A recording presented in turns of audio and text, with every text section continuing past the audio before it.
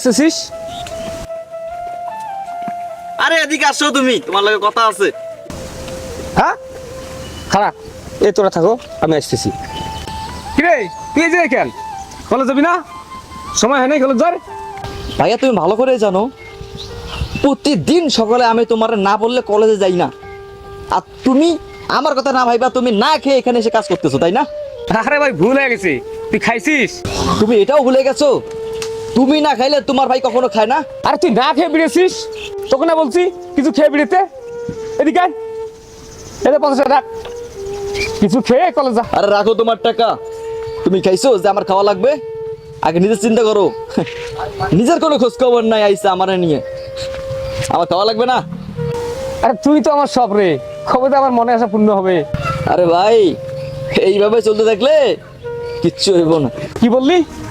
আমি তো তোর লেখাপড়া কোনো কমতি রাখি নাই।